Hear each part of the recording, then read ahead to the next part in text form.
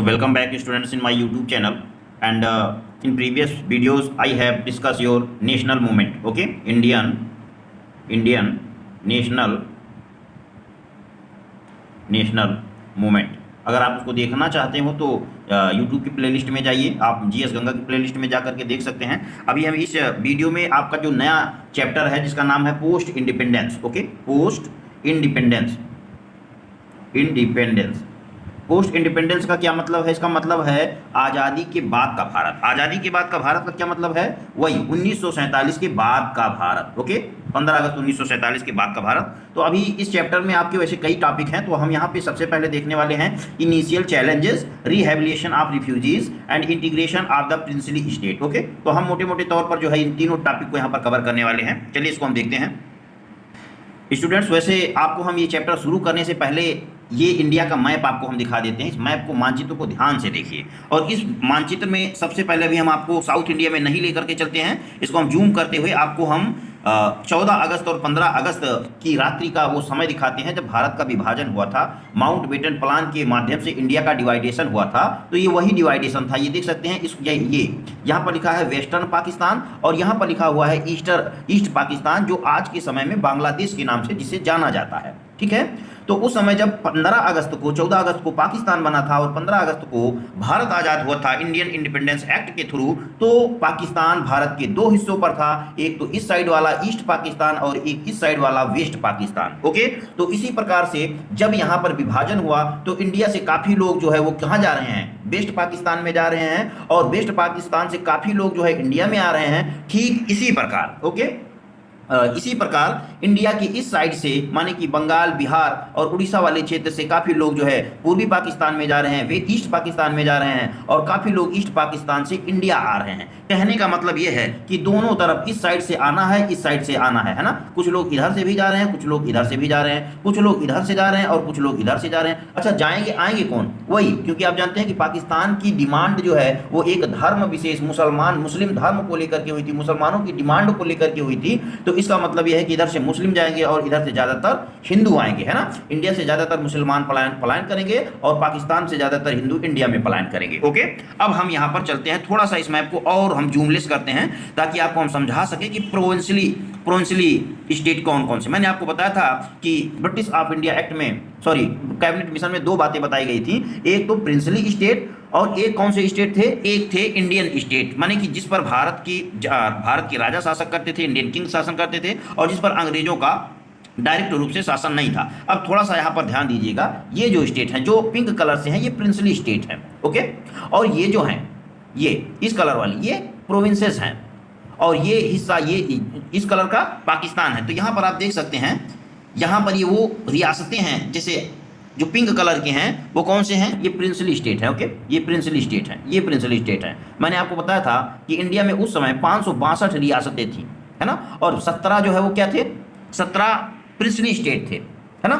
17 जो है वो प्रोविंसेस थे, सॉरी 17 प्रोविंसेस थे। और यहाँ पर ये देख सकते हैं, ये जो इस कलर की कलर में देख सकते हैं, हल्का सा जिसको व्हाइट कह सकते हैं, व्हाइट भी नहीं है, तो ये क्या है? ये प्रिंसली स्टेट है। ओके, तो चलिए अब हम इसको डिस्कस कर लेते हैं। आपकी बुक में दो पिक्चर दी गई हैं। यहाँ पर एक पिक्चर ये दी गई है, यहाँ पर देख सकते हैं कि transfer of power Lord Mountbatten addressing the independence day session 15 अगस्त 1947, है ना। तो ये लॉर्ड माउंटबेटन है जब पावर ट्रांसफर कर रहे थे। पावर ट्रांसफर का मतलब ये है सत्ता का जो है हस्तांतरण किया जा रहा था, कि ब्रिटेन के हाथ में सत्ता थी और अब जो है प्रधानमंत्री पंडित जवाहरलाल नेहरू को बनाया जा रहा है ना। तो ये उस समय का जो है कुछ पिक्चर है, और यहाँ पर जो है Jawaharlal Nehru giving his first speech as a prime minister, और क्या कहते हैं, पावर ट्रांसफर के बाद में पंडित जवाहरलाल नेहरू यहाँ पर जो है अपना स्पीच देते हुए नजर आते हैं। Okay, a new nation on the world map put from a government and make its constitution, organise its arm forces so to secure its border. It was faced with huge division of territories. Territories बोलते हैं areas को। Okay, territories का क्या मतलब होता है? Area. Territories both on eastern and western border. Okay, अब meaning of this, what is the meaning of this passage? This passage the meaning is the when, कि जब कोई देश बनता है तो उस देश के लिए तीन चीजें आवश्यक होती हैं। एक तो उस देश के पास में अपनी सरकार होनी चाहिए। ओके, दूसरा क्या होना चाहिए? कॉन्स्टिट्यूशन होना चाहिए, अपना एक संविधान होना चाहिए। तीसरा होना चाहिए उसकी अपनी आर्मी, है ना।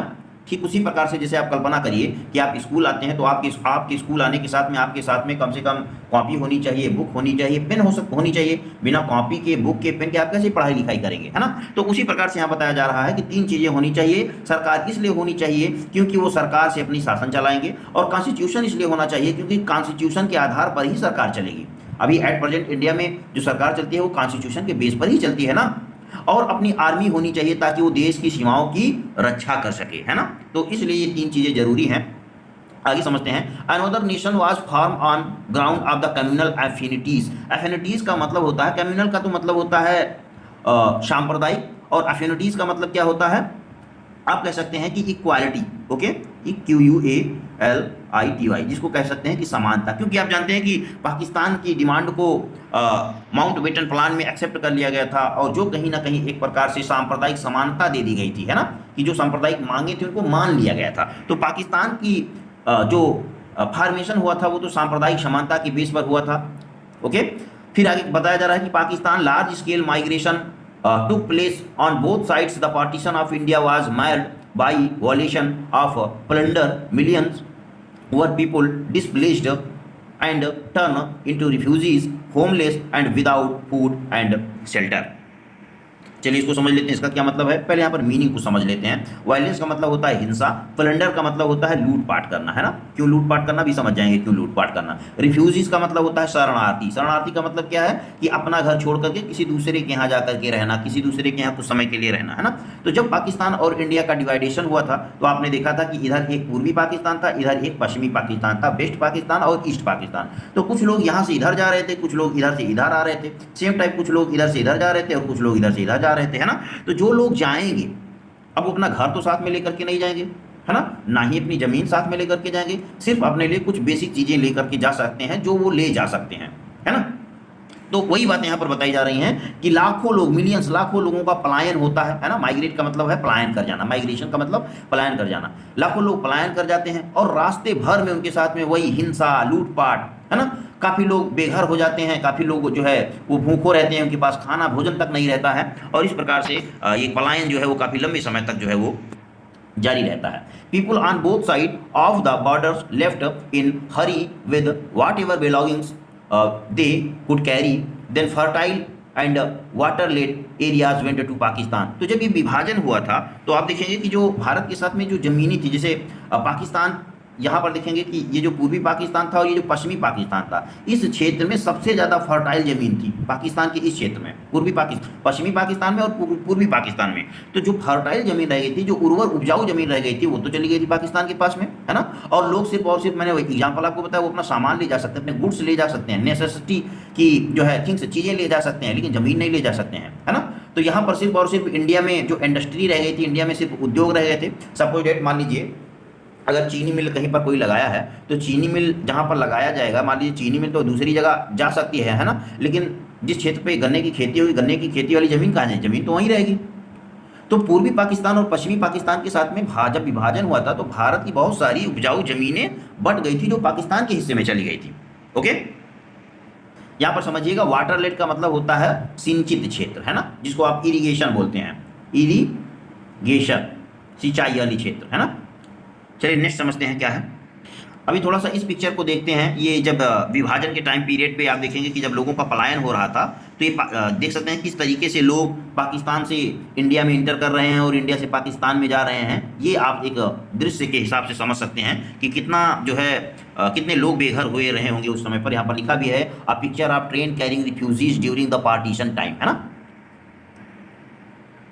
Next is rehabilitation of refugees, है ना। रिहेबिलिटेशन का मतलब होता है रहने के लिए दोबारा व्यवस्था किया जाना, क्योंकि लोग इंडिया छोड़ करके पाकिस्तान जा रहे थे और पाकिस्तान से इंडिया में आ रहे थे, तो इंडिया में जो लोग आ रहे थे उनके रहने के लिए तो कुछ व्यवस्था की जानी थी ना। तो उसी को यहाँ पर समझते हैं। The large scale migration of people is an unorganised manner without their belongings and many separated from their families needed to rehabilitated. Okay, तो काफ़ी लोग बड़े पैमाने पर पलायन हुआ था, माइग्रेशन हुआ था। एक most of people was coming in India, so there have very necessary to how they will survive in India. तो कैसे इंडिया में वो रहेंगे, उनकी फूड की व्यवस्था, उनके रहने के लिए और उनके लिए कुछ मेडिकल फैसिलिटीज़ की व्यवस्था करना, ये भी अपने इंडिया के लिए एक प्रकार से जो है चैलेंजेस थी, इंडिया के लिए एक चुनौती ही थी। They also had to be settled with a mean of earning their livelihood. This was a big drain of economy of country. तो कैसे इंडिया में वो लोग रहेंगे, कैसे सर्वाइव करेंगे, कैसे वो अपनी कमाई करेंगे, क्या कमाएंगे, उनकी अर्निंग ऑफ सोर्स क्या हुआ, इन सारी चीज़ों को लेकर के इंडिया के पास एक बहुत बड़ी जो है चुनौती थी, चैलेंजेस थी। Okay, so next is the integration of the princely state. Okay, integration of princely state को हम दूसरे वीडियो में डिस्कस करेंगे, क्योंकि यहाँ पर वीडियो लंबी होने वाली है।